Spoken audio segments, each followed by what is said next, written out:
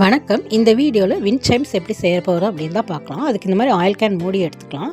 அதை ஊசியை ஹீட் பண்ணி ஹோல் போட்டு வச்சுருக்கேன். அதை இன்னும் பெருசாக்கிறக்காக இந்த மாதிரி சிசரை உள்ளே விட்டு நல்லா சுற்றி எடுத்துக்கலாம். அப்போ ஓட்டை வந்து நல்லா பெருசாயிரும். ஓட்டை நல்லா பெருசாக இருந்தால் தான் உள்ள நூலை நம்ம சுற்றி எடுக்க முடியும். இந்த மாதிரி ஓட்டையை நான் நல்லா பெருசாக்கிக்கிறேன். இன்னும் கூட பெருசாக்கிக்கலாம். இப்போ உள்ளே நல்லா நீளமாக கட் பண்ணி எடுத்து வச்சுருக்கேன். அது ஒரு எண்டை இந்த மாதிரி ஓட்டையில் நம்ம விட்டு முடிச்சு போட்டு வச்சுக்கலாம். இன்னொரு எண்டில் ஊசி கோர்த்து வச்சுருக்கேன். அப்போ அது உள்ளே விட்டு எடுக்கிறதுக்கு ஈஸியாக இருக்கும். இப்போ இந்த மாதிரி ஹோல் வழியாக நம்ம உள்ளே விட்டு எடுத்துக்கலாம். இப்போ இந்த ஆயில் கேன் மூடி ஃபுல்லாகவே நம்ம சுற்றி எடுத்துக்கலாம். நல்லா டைட்டாக சுற்றி எடுத்துக்கலாம். இப்போ இந்த மாதிரி நான் சுற்றி எடுத்துட்டேன். லாஸ்ட்டாக நம்ம உள்ளே விட்டு இந்த மாதிரி நம்ம முடிச்சு போட்டு வச்சுக்கலாம். 2 தடவை நம்ம முடிச்சு போட்டு வச்சிட்டோம்னா அது நல்லா டைட்டாக இருக்கும், பிரிஞ்சு வராது. இந்த மாதிரி நான் முடிச்சு போட்டு வச்சுட்டேன். இந்த எக்ஸ்ட்ரா இருக்க நூலை நம்ம அப்புறமே கட் பண்ணி எடுத்துக்கலாம். இப்போ இந்த மாதிரி நான் 8 செஞ்சு வச்சுருக்கேன். 2 கலர் ஒரே மாதிரி வர மாதிரி ப்ளூ, ஆரஞ்சு, க்ரீன், பிங்க் இந்த மாதிரி செஞ்சு வச்சுருக்கேன்.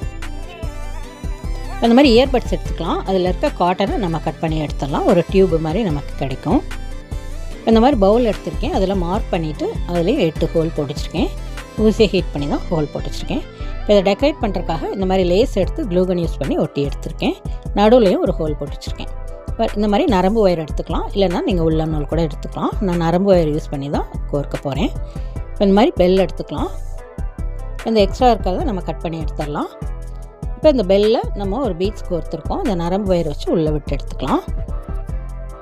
இப்போ இன்னும் 2 பீட்ஸ், இன்னும் 3 பீட்ஸு இயர்பட்ஸ், இன்னும் 2 பீட்ஸு இது வந்து ஒரு எண்டில் நம்ம கோர்த்து கட்டிக்கலாம். இன்னொரு ஆப்போசிட்டில் அதே மாதிரி கோர்த்து கட்டிட்டேன். இப்போ நம்ம வேறு கலர் சூஸ் பண்ணி அதே மெத்தட்லேயே நம்ம இதையும் கட்டி எடுத்துக்கலாம்.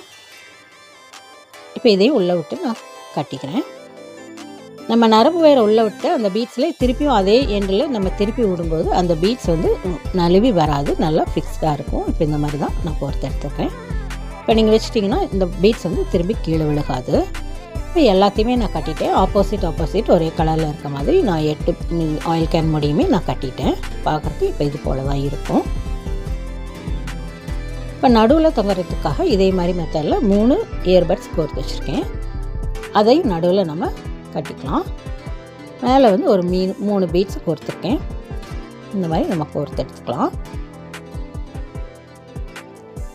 அதையும் அதே இதில் வந்து நம்ம திருப்பியும் அதே ஹோலில் நம்ம நரம்பு விட்டு எடுக்கும்போது அந்த பீட்ஸ் வந்து நழுவி வராது, அப்படியே நல்லா ஃபிக்ஸ்டாக இருக்கும். கீழேயும் அது வந்து விழுகாது.